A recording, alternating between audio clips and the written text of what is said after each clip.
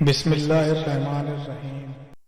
قرآن کریم میں اللہ پاک نے فرمایا کہ ہر نفس کو موت کا مزہ چکھنا ہے، یعنی کائنات کے ہر جاندار کے لیے اللہ پاک نے موت کا وقت اور جگہ متعین کر رکھی ہے۔ اس سے کسی کو چھٹکارا نہ ملے گا اور نہ ہی کوئی اس سے بھاگ سکے گا۔ اسی لیے ابلیس شیطان کو بھی ایک دن موت آئے گی، لیکن وہ دن کون سا ہوگا؟ کون ابلیس کو موت دے گا؟ کیا شیطان کو نجا کے عالم میں تکلیف ہوگی؟ شیطان کی قبر کہاں بنائی جائے گی؟ شیطان کے کتنے عرصے موت کی نیند سوتا رہے گا؟ ناظرین گرامی، آج ہم انہی اہم سوالات کے جوابات قرآن و حدیث کی روشنی میں دیں گے۔ ناظرین گرامی، جب شیطان مردود کو اللہ پاک نے جنت سے نکالا تو اس نے اللہ پاک سے قیامت تک کی مہلت مانگی کہ قیامت سے پہلے مجھے موت نہ آئے، لیکن اللہ پاک نے اسے وقت مقرر تک، یعنی ایک خاص وقت تک مہلت دی، جسے قرآن کی سورہ حجر کی آیت نمبر 36 سے 38 میں یوں بیان فرمایا گیا۔ اس نے کہا، اے پروردگار، لوگوں کے زندہ کیے جانے تک مجھے مہلت دے دے۔ فرمایا، تجھے مہلت دی جاتی ہے وقت معلوم تک کے لیے۔ ناظرین گرامی، وقت معلوم کو مفسرین نے نقفہ اولا لکھا ہے، یعنی جب حضرت اسرافیل علیہ السلام پہلی دفعہ سور پھونکیں گے، قیامت کی نشانیاں جب پوری ہو جائیں گی تو مومنین کی بغلوں کے نیچے سے ایک پیاری خوشبودار ہوا گزرے گی، جس سے تمام ایمان والے وفات پا جائیں گے، اور پھر اس کے بعد 40 سال کا زمانہ گزرے گا کہ جس میں کوئی بچہ پیدا نہ ہوگا، یعنی ہر انسان کی کم سے کم عمر 40 سال ہوگی۔ مسلمان چونکہ مر چکے ہوں گے، اس لیے زمین پر صرف مشرک و کفار رہ جائیں گے۔ تفسیر در منصور میں صفحہ 71 پر لکھا ہے کہ جب مومنین کی وفات کو 40 سال گزر چکے ہوں گے تو پھر حضرت اسرافیل علیہ السلام پہلی دفعہ سور پھونکیں گے، جس میں نقفہ اولا بھی کہتے ہیں۔ سر میں اس کی آواز نہایت کم ہوگی اور لوگ کان لگا کر سنیں گے، پھر یہ بڑھتی بڑھتی اس قدر زیادہ ہو جائے گی کہ کانوں کے پردے پھٹ جائیں گے، ان کے نتنوں سے پیپ بہنا شروع ہوں گے اور لوگ مر جائیں گے، انسان، جن، فرشتے، یہاں تک کہ شیطان ابلیس کو بھی اس نقفہ اولا کے وقت موت آ جائے گی۔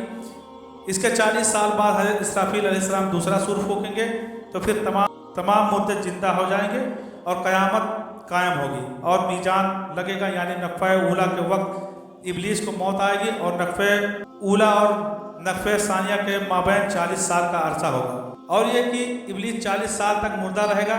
آئیے اب اس بات پر روشنی ڈالتے ہیں کہ ابلیس کو موت کیسے آئے گی اور وہ 40 سال مردہ حالت میں کہاں گزارے گا۔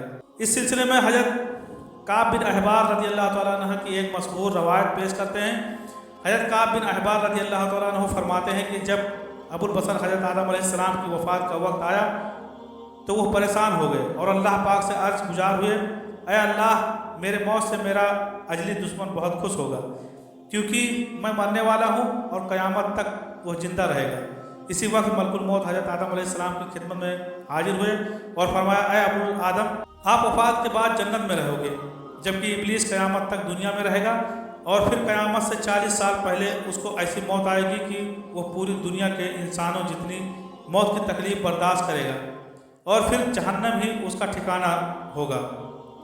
حضرت کعب رضی اللہ تعالیٰ عنہ مزید فرماتے ہیں کہ حضرت آدم علیہ السلام ملک الموت سے فرمانے لگے کہ مجھے ابلیس کی موت کا منظر بیان کرو۔ ملک الموت نے ابلیس کی موت کا حال بیان کرنا شروع کیا تو وہ اتنی دردناک موت تھی کہ حضرت آدم علیہ السلام اپنے آنسوؤں پر قابو نہ رکھ سکے۔ لوگ حضرت کعب بن احبار رضی اللہ تعالیٰ عنہ سے عرض کرنے لگے، ہمیں بھی ابلیس کی موت کا کچھ حال بیان فرمائیں۔ لوگوں کی بے جا فرمائش پر حضرت کعب ابلیس کی موت کا منظر یوں پیش کرتے ہیں، اللہ تعالیٰ ملک الموت سے فرمائے گا، میرے غضب و غصے کا لباس پہن کر جاؤ، ابلیس کے روح قبض کرو اور ابلیس سے تمام انسانوں اور جنوں سے زیادہ سختی کرنا۔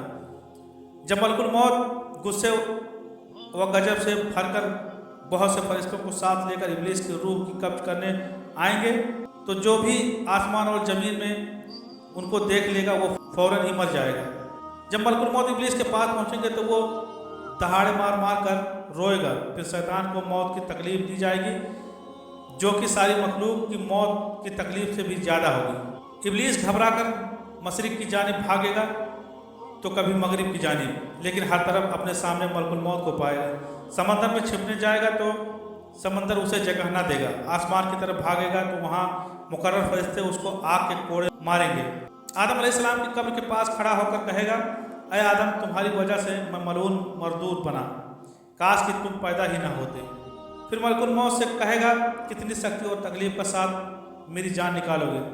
फरमाया कि जितने लोग जहन्नम में हैं उन सब की मौत से कहीं ज़्यादा तकलीफ और सख्ती के साथ ये सुनकर तड़पने लगेगा और चीखता चिल्लाता इधर उधर भागेगा और उसी जगह पहुंच जाएगा जहां उसने जन्नत से निकलने के बाद पहला कदम रखा था। वो जगह आग के अंगारे की तरह सुर्ख होगी, जमीन चिंगारी की तरह हो जाएगी और जबानियाँ फरिश्ते उसको घेर लेंगे, जंबूरों और आरों से उसको चीरेंगे जब तक अल्लाह ताला चाहेगा उसको उस वक्त तक हालत नजा और मौत के गुस्से का शिकार रहेगा। और वहाँ जहन्नम की सड़सियाँ लगी होंगी, उन सड़सियों से तड़पा तड़पा कर उसकी जान निकाली जाएगी। हज़रत आदम अलैहिस्सलाम व हव्वा अलैहिस्सलाम से कहा जाएगा जरा अपने दुश्मन को देखो किस तरह जिल्लत के साथ मर रहा है। वो देख कर कहेंगे या अल्लाह तूने हम पर अपनी नेमत मुकम्मल फरमा दी। इन्हीं जहन्नमी गढ़ों में इब्लीस 40 साल तक मुर्दा रहेगा और यही उसकी कब्र होगी।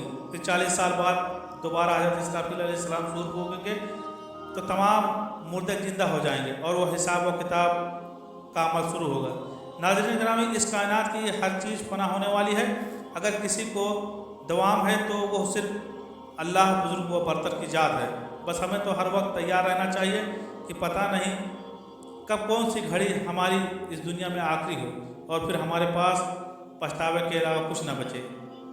आमीन या रब्बुल आलमीन।